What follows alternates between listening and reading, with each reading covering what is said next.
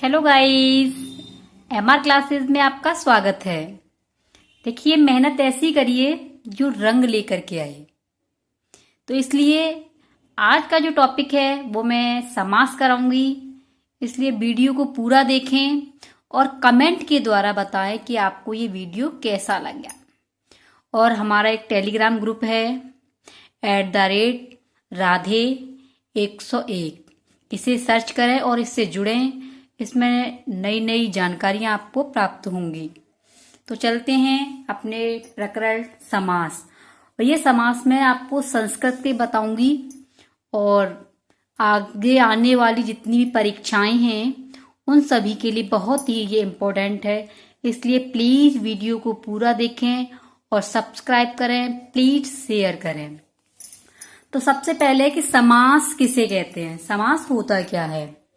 तो समास सम उपसर्ग अस धातु घज प्रत्यय से बना है। प्रश्न आता है कि समास किस उपसर्ग से बना है, तो प्रश्न इसका आंसर है सम उपसर्ग से। किस धातु का प्रयोग किया गया है समास में, तो अस धातु का प्रयोग किया गया है। समास में कौन सी प्रत्यय का प्रयोग किया गया है, तो समास में घज प्रत्यय का प्रयोग किया गया है। अब है समास का अर्थ। समास का अर्थ क्या है। समास का अर्थ है संक्षेप। संक्षेप माने छोटा, तो समास का अर्थ है संक्षेप। सम सनम समासः, सम सनम समास अर्थात बहुत से पदों को मिलाकर एक पद बन जाना। एक पद बन जाना समास कहलाता है। यानी बहुत से पदों को मिलाकर एक पद जब बनता है तो वह समास कहलाता है। नेक्स्ट है इसी का अर्थ दो या दो से अधिक शब्दों को मिलाने या जोड़ने को समास कहते हैं। दो या दो से अधिक शब्दों को मिलाने या जोड़ने को समास कहते हैं। अब है समस्त पद। ये समस्त पद क्या होता है समास में, तो समस्त पद है जब दो या दो से अधिक शब्दों के बीच की विभक्ति का लोप करके एक शब्द बना दिया जाता है। यानी कि लोप माने होता है हटा दी जाए, बीच की विभक्ति को हटा करके एक शब्द बना दिया जाता है, वह नया शब्द समस्त पद कहलाता है। वह नया शब्द समस्त पद कहलाता है।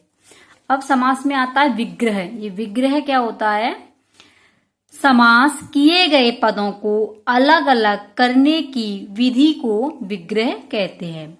अलग अलग करने की विधि को विग्रह कहते हैं।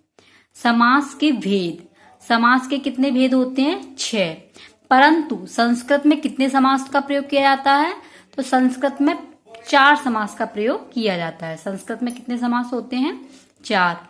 और एक होता है जो वेद में प्रयोग किया जाता है, उसे केवल समास बोलते हैं, तो वो संस्कृत में ही प्रयोग किया जाता है। तो अब इसकी ट्रिक है अब तक दादा। 1 2 3 4 5 6, इसमें 6 वर्ड हैं। तो समास कितने होते हैं, 6। तो अब इसे ट्रिक को याद कर लें जो हिंदी और संस्कृत के लिए बहुत ही इंपॉर्टेंट है। अब तक दादा। प्रश्न आ जाता है कि समास कितने होते हैं, तो समास 6 होते हैं। आपको ट्रिक याद होगी तो आप जो है आसानी से प्रश्न को हल कर सकते हैं। तो अ से हो गया हमारा अव्ययीभाव समास, ये हिंदी के हैं। ब से बहुब्रीहि समास, त से तत्पुरुष समास, क से कर्मधारय समास, दा से द्वंद्व समास, दा से द्विगु समास। ये तो हो गए हमारे हिंदी के। संस्कृत के देखिए अव्ययीभाव समास, तत्पुरुष समास, बहुब्रीहि समास, 4th है द्वंद्व समास और 5th है केवल समास जो वेद में प्रयोग किया जाता है। तो इस प्रकार संस्कृत में कितने हैं, 4 समास है, लेकिन जो वेद में प्रयोग किया जाता है वो 5वां है केवल समास। अब है हमारा पहला अव्ययीभाव समास। अव्ययीभाव समास की क्या पहचान है। पूर्व पद प्रधानः अव्ययीभावः। पूर्व पद प्रधानः अव्ययीभाव अर्थात जिस समास में पूर्व पद अव्यय हो और उसी के अर्थ की प्रधानता हो उसे अव्ययीभाव समास कहते हैं।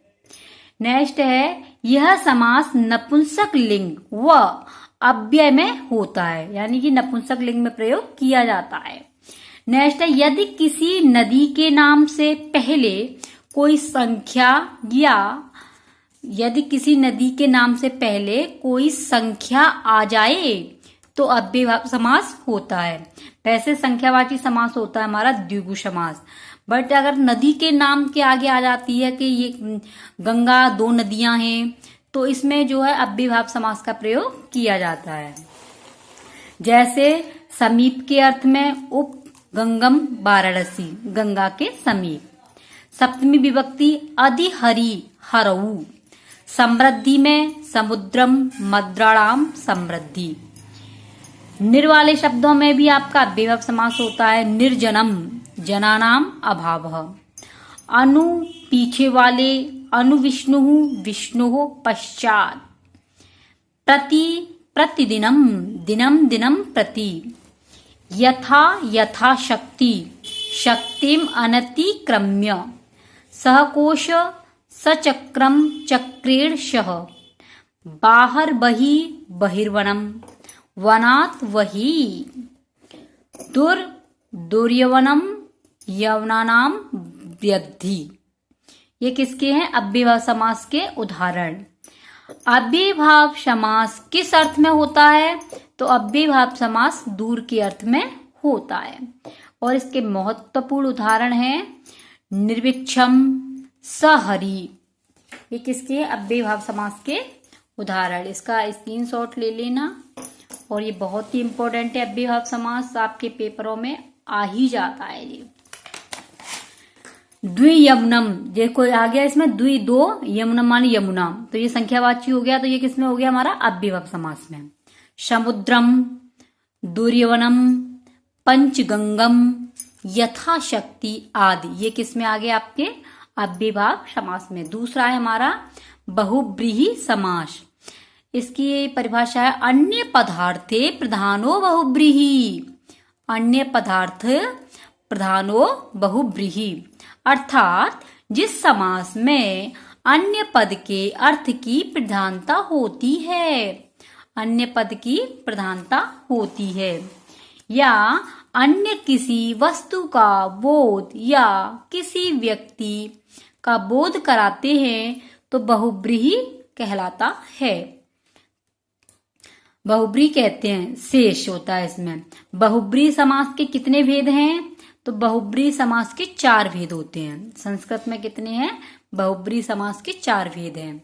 नंबर 1 समानाधिकरण, नंबर 2 तुल्य योग बहुब्रीहि, और नंबर 3 व्यधिकरण, और नंबर 4 व्यतिहार। बहुब्री समास कितने होते हैं? 4। इस समास में, कौन से समास में? बहुब्री समास में। इस समास में भगवान के नामों का वर्णन किया जाता है। समान अधिकरण, समान। तुल्य योग, तुलना की जाती है। इस समास में भगवान के नामों का वर्णन, जिसमें भगवान के नाम आ जाएं वो बहुब्रीहि समास कहलाता है। अर्थात अर्थ करने पर जिसको, जिसने, जिसका, जिसमें आदि अर्थ निकलते हैं वो बहुब्रीहि समास कहलाता है। जैसे उदाहरण देखिए, पीताम्बर कृष्ण। पीले हैं वस्त्र जिसके, पीताम्बर माने पीले हैं वस्त्र जिसके, जिसके आगे तो बहुब्रीहि समास हो गया। दशानन, 10 मुख वाला रावण, 10 मुख हैं जिसके, ठीक है। चतुरानन ब्रह्मा, 4 मुख हैं जिसके, 4 मुख हो जिसके, कौन है वो? ब्रह्मा जी। ये कौन सा समास चल रहा हमारा? बहुब्रीहि समास। और इसके उदाहरण है वक्रोदरः, ये इंपॉर्टेंट उदाहरण है जो पिछली परीक्षाओं में आए हैं। रूपवद भार्यः, प्राप्तोदकः, चंद्रशेखरः, चक्रपाणि, स्त्री प्रमाणः, चित्रगुः, यशोधनम। ठीक है। नेक्स्ट है हमारा 3rd तत्पुरुष समास। इसकी परिभाषा उत्तर पद, उत्तर पदार्थ प्रधान हो। इस समास में विग्रह करने पर कर्म कारक से लेकर अधिकरण कारक तक के चिन्ह आते हैं, यानी इसमें चिन्हों का प्रयोग किया जाता है। वह उत्तर पद की प्रधानता होती है। और संस्कृत में कारक कितने होते हैं? संस्कृत में कारक 6 होते हैं। कारकों की संख्या संस्कृत में 6 है। देख लीजिए एक नजर में। कर्म को करण से के द्वारा संप्रदान के लिए अपादान से अलग संबंध काकी के रारी रे अधिकरण में पे पर, ये हमारे कारक हैं और ये चिन्ह है उसके। स्क्रीनशॉट ले लेना और इसे समझ लेना। तत्पुरुष समास के कितने भेद होते हैं? तो तत्पुरुष समास के 2 भेद होते हैं। कौन कौन से? समानाधिकरण यानी विभक्तियां समान होती हैं समानाधिकरण में। नेक्स्ट है व्यधिकरण, इसमें विभक्तियां असमान होती हैं। तत्पुरुष समास के उदाहरण: कृष्णाश्रितः, कृष्ण पर आश्रित। हरित्रातः चोरभयम् कुपुरुष पाणिपादम, ये कौन सा है हमारा? तत्पुरुष समास। ठीक है। नेक्स्ट है इसी में जो हमारा सप्तश्रय, ये इसके कौन से हैं? तत्पुरुष समास के उदाहरण। सप्तश्रय, हरित्रातः, कृष्णा कष्टापन्नः, कष्टापन्नः यानी कष्टेन आपन्नः, ये हमारा तत्पुरुष समास है। नेक्स्ट है इसी में नज तत्पुरुष, नज तत्पुरुष, इसके पूर्व में न का प्रयोग करते हैं। कौन से में? नज तत्पुरुष में न का प्रयोग करते हैं और अ में प्रयोग करते हैं, और अ में प्रयोग करते हैं। जैसे न को अ में प्रयोग कर देते हैं, न आएगा तो वो अ में प्रयोग किया जाता है। जैसे उदाहरण देख लीजिए, अशिवही, अशिवही, अनार्या, ये हमारा है आपका नज तत्पुरुष, यानी इसमें न आएगा लेकिन उसका अ हो जाता है। तो प्लीज वीडियो को पूरा देखें। आज की वीडियो में मैंने 3 आपको समासों की व्याख्या कराई है और कल मैं इसका भाग 2 कराऊंगी। तो प्लीज वीडियो को पूरा देखें और शेयर करें। Thank you.